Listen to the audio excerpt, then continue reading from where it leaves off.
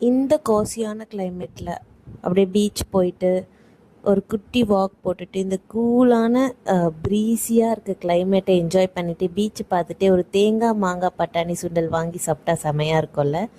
Beach போக முடியாதவங்களாம் வீட்லேயே செய்யலாம். எப்படி செய்கிறதுன்னு பார்க்கலாம் வாங்க. இதுக்கு நான் 8 hours ஊற வச்ச வெள்ளை பட்டாணியை தண்ணி உப்பு போட்டு 2 விசில்ஸ்க்கு குக் பண்ணி எடுத்து வச்சுருக்கேன். அதுக்கப்புறமா ஒரு பேனில் எண்ணெய் ஆட் பண்ணிவிட்டு கடுகு, உளுத்தம்பருப்பு, காஞ்ச மிளகா இதை ஆட் பண்ணி கொஞ்சம் கோல்டன் ப்ரௌன் ஆகிற வரை குக் பண்ணிவிட்டு கருவேப்பிலையும் ஆட் பண்ணி நான் வேக வச்ச சுண்டலை தண்ணியோடு ஆட் பண்ணியிருக்கேன். உங்களுக்கு தண்ணி வேணான்னா அதை டிஸ்கார்ட் பண்ணிவிட்டு வெறும் சுண்டலையும் ஆட் பண்ணிக்கலாம்.